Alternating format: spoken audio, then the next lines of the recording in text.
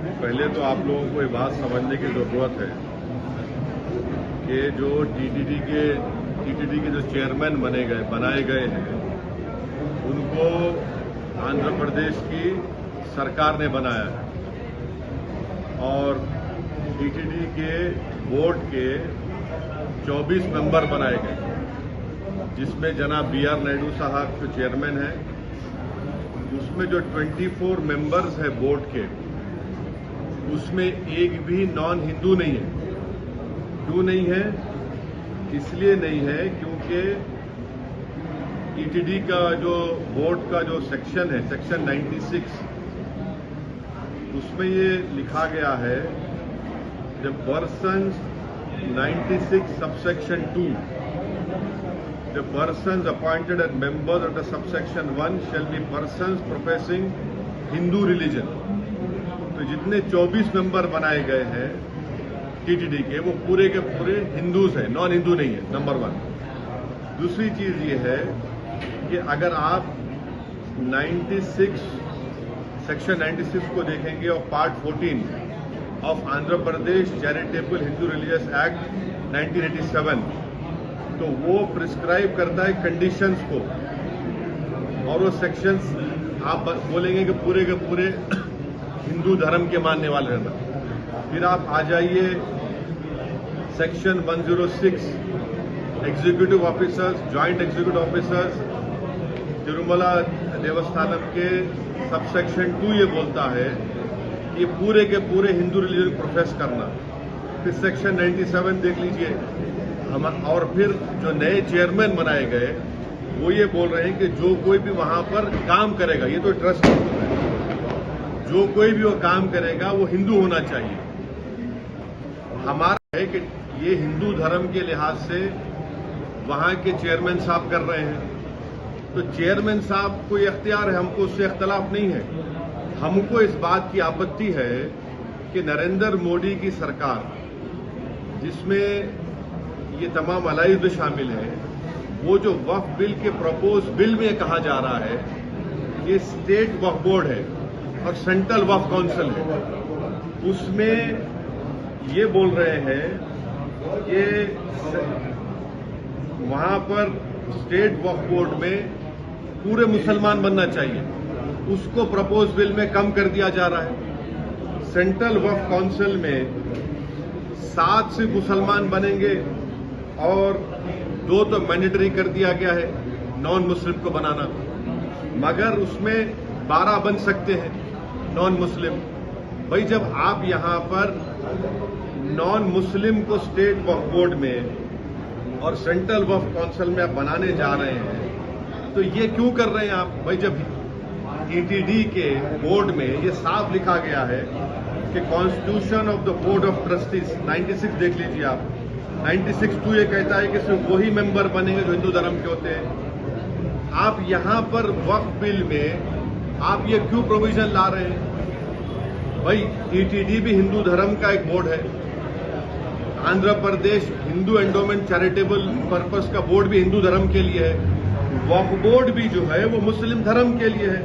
अब जब वक्फ बोर्ड की बात आ रही है, तो आप उसमें बोल रहे हैं कि नहीं, मुसलमान नहीं, नॉन मुस्लिम बनेंगे, और सेंट्रल वक्फ काउंसिल में आप बोल रहे हैं कि नहीं, मिनिमम 2 नॉन मुस्लिम बनेंगे, और उसमें कम से कम जो है आप बोल रहे हैं कि 2 से बढ़ाकर आप 12 बना देंगे, यानी सेंट्रल वक्फ काउंसिल में नॉन मुस्लिम मेजॉरिटी हो जाएंगे, स्टेट वक्फ बोर्ड में आप नॉन मुस्लिम को बनाएंगे। तो ये पैरिटी होना चाहिए ना भाई। जब टीटीडी बहुत बड़ा हिंदू धर्म का एक वो मरकज है, वहां पर आपके ट्रस्टीज कोई मुसलमान नहीं हो सकता है, नॉन हिंदू नहीं हो सकता है, वक्फ बोर्ड में कैसे नॉन मुस्लिम मेंबर बनेगा?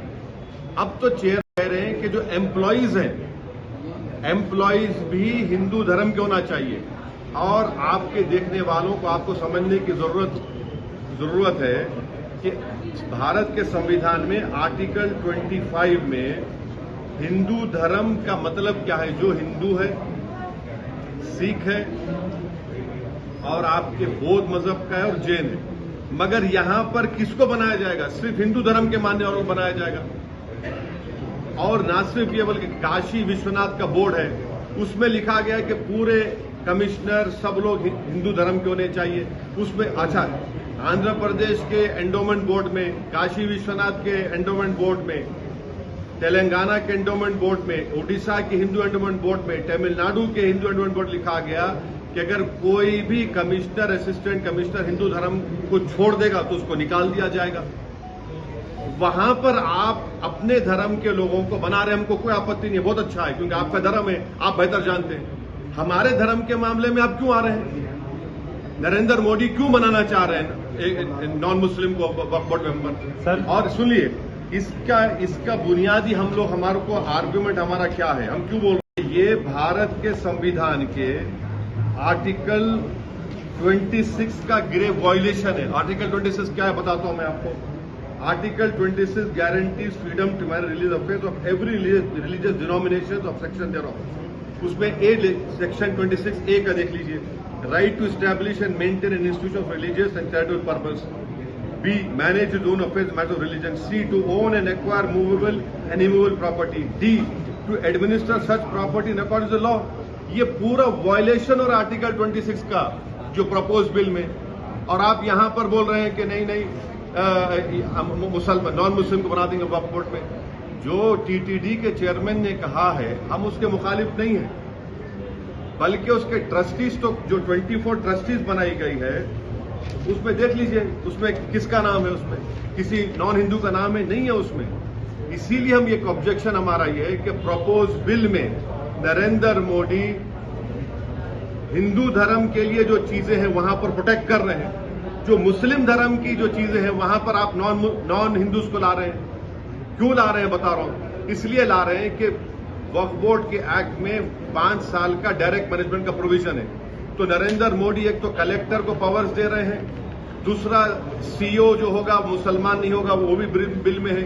5 साल का डायरेक्ट मैनेजमेंट लेकर आप पूरे वक्फ बोर्ड को बर्बाद करना चाहते हैं। आप मुसलमानों की मस्जिदों को, मुसलमानों की दरगाहों को, खानखाहों को, उस जमीनों को हासिल करना चाह रहे हैं। तो वक्फ जो बिल लाया नरेंद्र मोदी लाया है, वो वक्फ को बचाने के लिए नहीं लाया है, वक्फ को बचाने के लिए नहीं, बल्कि वक्फ को लूटने के लिए लाए हैं।